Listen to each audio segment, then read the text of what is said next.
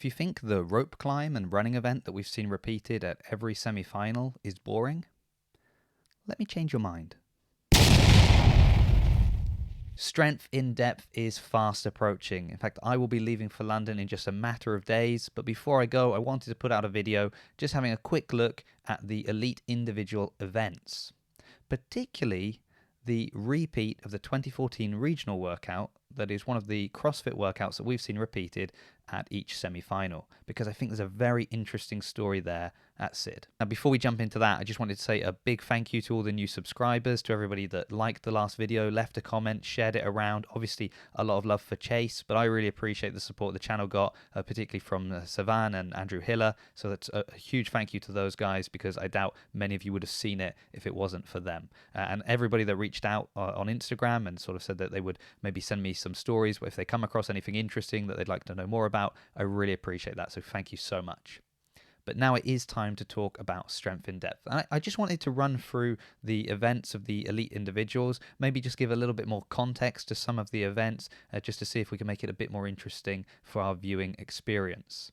So as we look at the first event, I will also have to address something that Taylor Self brought up on the Savan podcast. So the first event is a 1,000 meter run, 2,000 meter row, 300 double unders, followed by a 1,000 meter run. So the run is on the Assault Runner.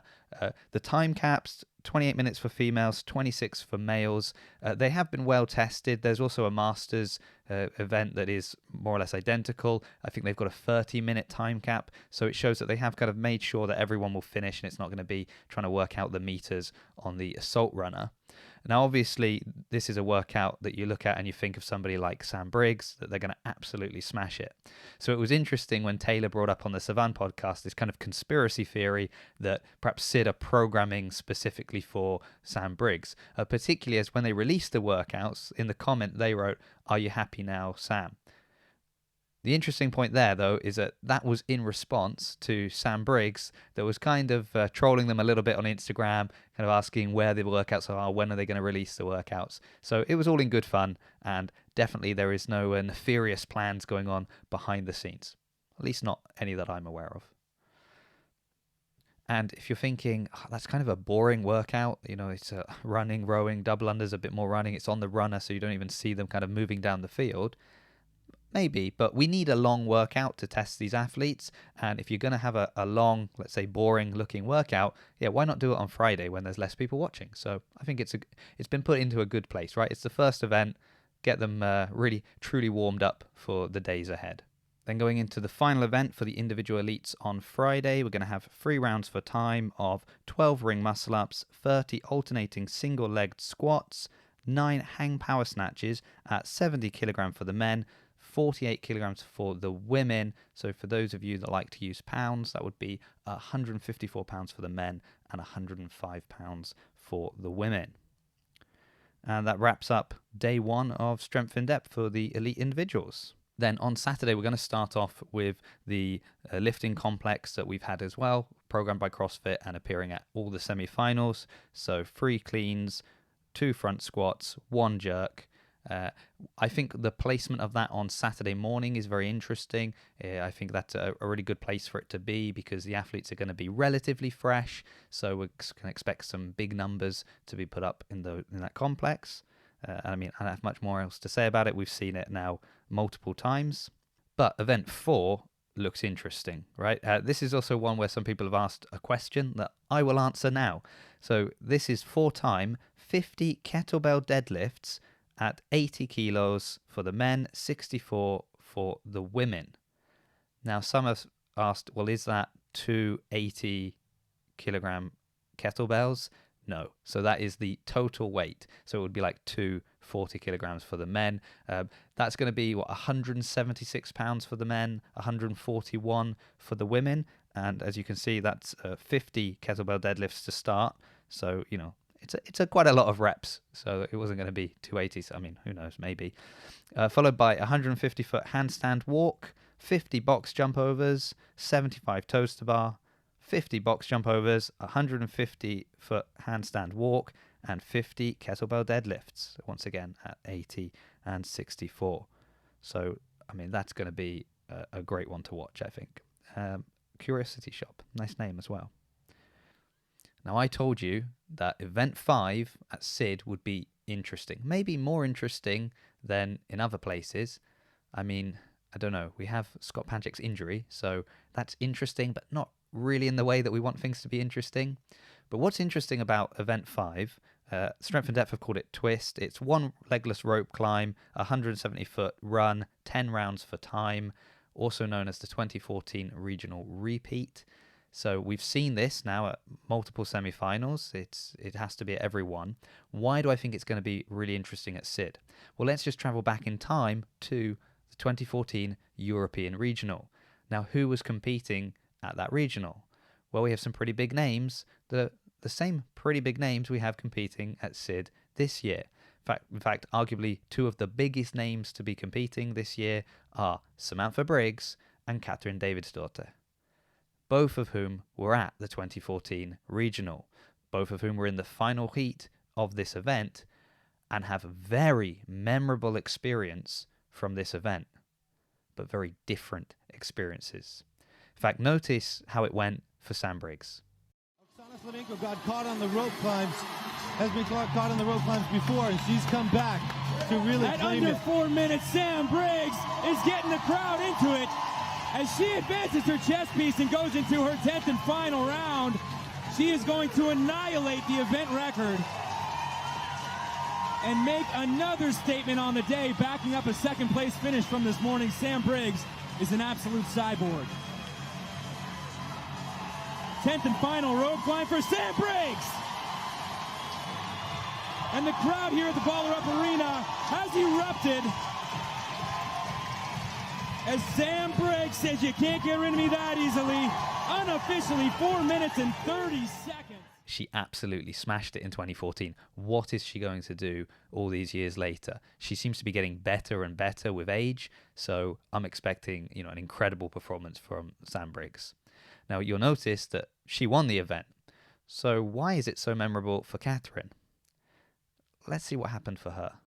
Davidsdottir is having a complete meltdown in lane number 7. So confirmation that all 3 of the top times turned in at this region in this heat beat the previous world record that was set in Australia earlier today. Now the crowd and the competitors trying to carry Davidsdottir through this workout as she has 2 more rounds to go after this one. And you see her trying to collect her thoughts, and that's exactly what she needs. She needs support from her fellow athletes at Lee, definitely, but she needs to get behind the fact that she can get this done. She needs to believe it when she's on that rope, and that's the whole decider right now.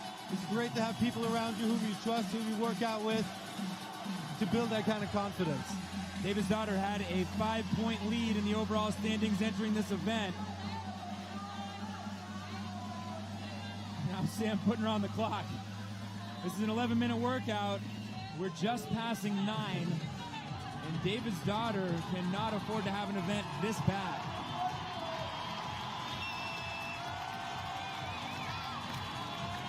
It's thundering inside this arena as Davidsdottir approaches the top of the rope and fights for that final rep.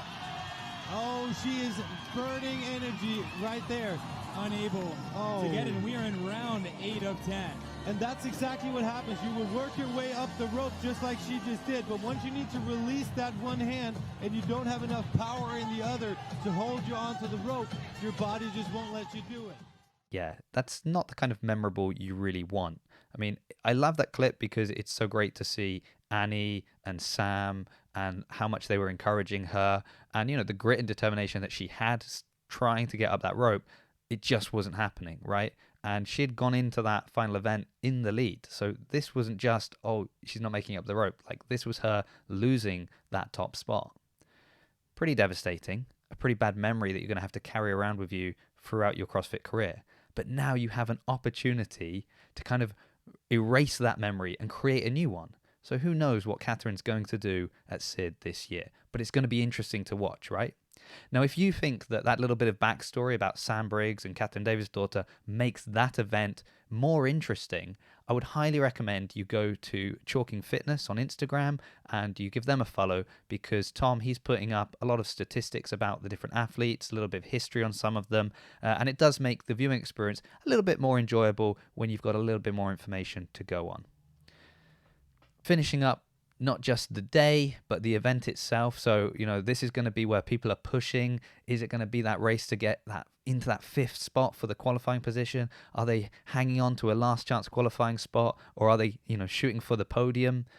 Well, whatever they're doing, they're going to have to go into the pain cave, because the final event, hard times, fitting, is 21:15.9, calories on the Echo Bike, bar facing burpees, and thrusters at 61 and 43 kilograms, like 134 and 94 pounds, I think. So someone can fact check me on that.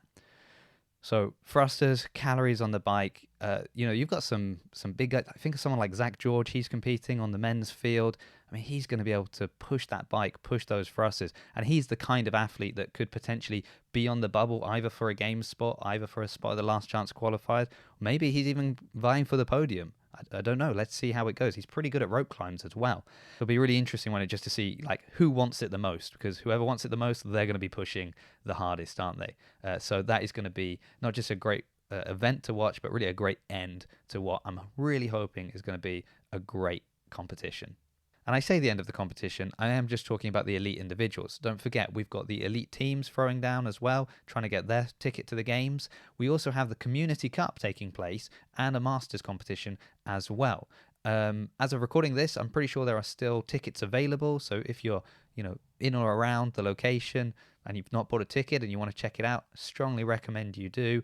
If that's going to be impossible because maybe you're living on the other side of the world, well, come back here. I'll try and put up some content and share something that's going on, or follow me on Instagram because I'll be there. Who knows what I might be able to see. So thanks for watching, and I'll see you when I get back from Sid, or maybe at Sid. I'm not sure.